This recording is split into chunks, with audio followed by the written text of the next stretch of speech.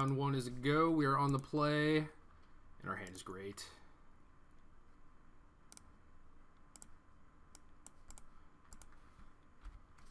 So no tap land for turn one, but thankfully we have a Caryatid to fix our mana. Opponent has the Temple of Epiphany, so Jeskai something most likely. And we have a Plains, okay. We'll get that out there so that if we draw a tap land, we can still Abzan Charm something. I was right. Most people don't play Temple of Epiphany unless they're Jeskai. So either tokens or maybe dragons. We drew a Rhino, so now we just get to curve here.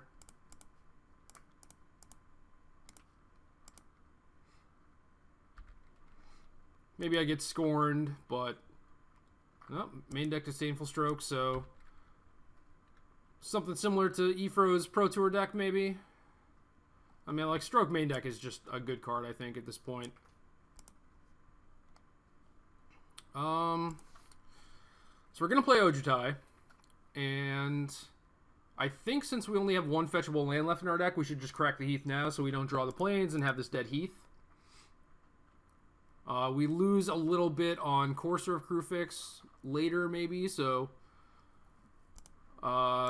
maybe not the wisest of decisions, but I would also like to get a card in my graveyard for Tasigur, so I think it's fine.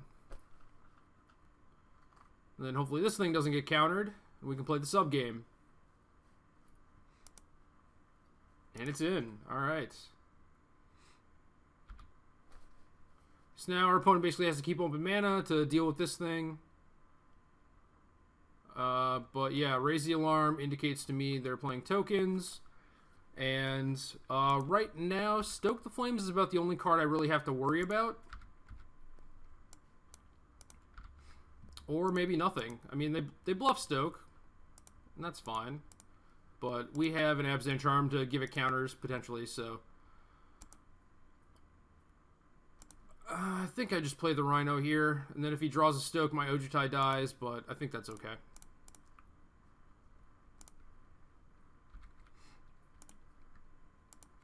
So Ojutai picks up another copy of Siege Rhino, and we are in business right now. Just doing what the deck does. This Tasigur not looking super impressive, but you know, if we drew like a Thoughtseize or, you know, had a little something earlier, would have been kind of nice, but and that's just it. Just can't deal with this Ojutai, and that's game. So kind of nice that Rhino takes some heat off of Ojutai by drawing out like their stances and Disdainful Strokes and stuff like that, so that's pretty cool. So if he is tokens, which Raise the Alarm would seem to indicate, we definitely want Duresses, Bile Blights, and Drowns. I would expect them to board in, like Todd played 2 Ojutai, 1 Elspeth, and those cards are pretty common. So I think I want the Glare for the Elspeth. It also can hit their Ascendancy. Stance might be nice to kill Ojutai. Most of the spot removal is going to be pretty bad. Things like Bile Blight and Drown can clear up the Seekers or Grandmasters or Rabble Masters, so I'm not too worried about that. I do want the Foul Tongues, even though they are a token deck, to try and beat Ojutai, and that has been working out pretty well. I also won't be surprised if they had something like End Hostilities in their sideboard, so maybe the Caryatids aren't great. But again, it does fix my mana, and I basically needed that game 1. Abzan Charm is not great, but I kind of want to draw 2 here because it gets kind of grindy. Especially since they have Treasure Cruise, I kind of want to be able to match them. So I could see bringing in like some Read the Bones too. So I have 3 cards I have to cut still. And there are cards that I want to add, so I think I can only keep in the 1 stance. I don't think I can do any more than that, just because it's too high of a likelihood that they actually end up being dead. So I don't know. Kind of want this Glare because it's my only way to actually remove Ascendancy. And then guess I'll cut these Charms since, you know, they don't really kill anything. And if I was gonna want a draw 2, I think it would rather just be Read the Bones. Kind of want to cut a Caryatid. Tassiger might also not be great, but I think it's probably going to be pretty great. I don't know. Kind of want some Read the Bones, but that's okay. We'll see how grindy these games are. See how they sideboard.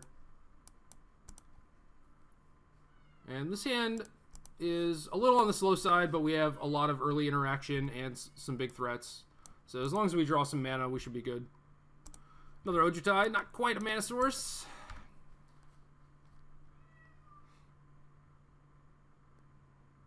Now we're going to get beaten down by that Seeker, probably. I'm going to Thoughtseize over Duress in case they have a Rabble Master, because that would put us really far behind.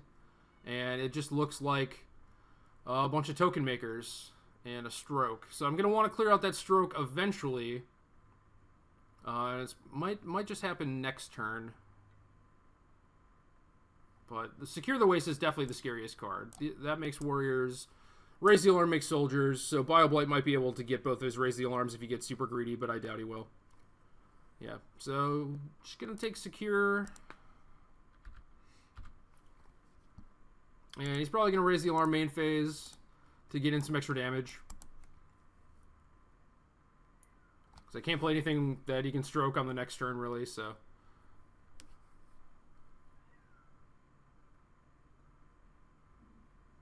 And this game is not looking great. That second Ojutai coming off the top was definitely not what I wanted. If the game gets to that point, it might be great, but... Okay. So this is pretty good. Just going to Duress the Stroke. Has a Hordeling Outburst and a Raise the Alarm. We have a Caryatid. And now we just run the risk of getting run over by these tokens, so... this is the type of spot where having a thing like Drown in Sorrow is actually pretty valuable. So here I could block the Seeker, get him to cast Raise the Alarm, and then kill his 4 soldiers. I don't think I want to do that, though. I think I'm fine just taking the 3 damage and playing a Rhino. Yeah, and he's just going to raise anyway. So a little greedy on his end. Now left with a Hordeling Outburst and a random card.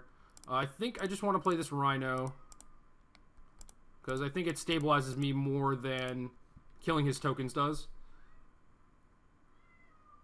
Puts me at 14, maybe he can't even attack. And then if I get to trade Rhino with Seeker and maybe a burn spell or something, that'd be great too. But obviously if he has something like a Stance, that'd be really bad for me. Yeah, has a Stance. Okay. So I'd take 7 down to 7. Get to BioBlight the tokens. We drew a Courser, so that's great. That was probably the perfect draw.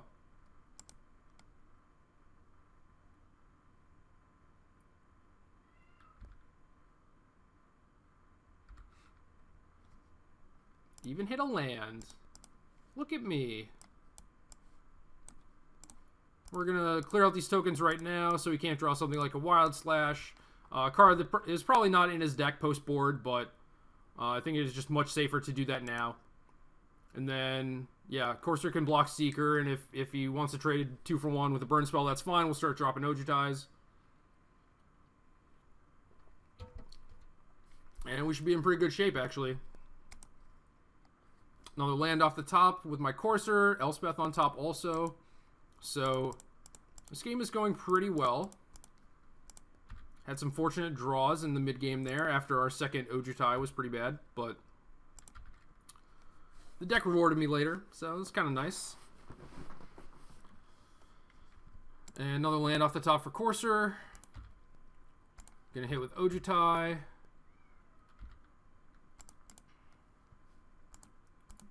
Pick up a copy of Thoughtseize. We're at 10 life.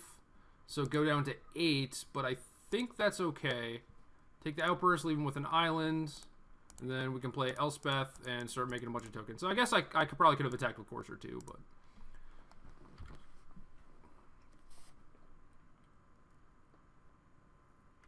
that is it. Currently 1-0. So, I don't think Ojutai had a whole lot to do with winning the game. It was certainly nice, and, I mean, I have Ojutais for days here in this game, but it was certainly nice that I was just not leaning on Siege Rhino to actually beat him. So like game 1 and game 2, he dealt with the first Rhino, and then it was basically just like I had 8 Rhinos. You know, I had 8 super big, like relatively cheap threats that he had to deal with, and it was pretty easy for him to have an answer to 1 or 2 of them. In this game, he had a stance and a stroke, but I got to make him discard one of those. So it is certainly nice having a higher threat density. And Ojutai is certainly one of those things like Siege Rhino where it's this really good threat, but it's also just a really good brick wall. And these Jeskai decks basically need to deal with each copy of Rhino and Ojutai that you draw, so you have a little bit higher threat density, which is nice. Makes it a lot easier to beat things like Stroke and Valor Stance, which might actually just beat like the one big card you had that you were leaning on. So I don't think it was super important. Maybe Ojutai could have been something else, but Ojutai is almost certainly the best one. Especially since, you know, it just allows me to pick up another threat. Like game 1, it got me another Rhino on the first hit, and then I had way too many things for him to deal with. In this game, it got me a Thoughtseize, which honestly wasn't that relevant because I just hit an Outburst that he couldn't really cast anyway. But it was still very, very good. So there you go.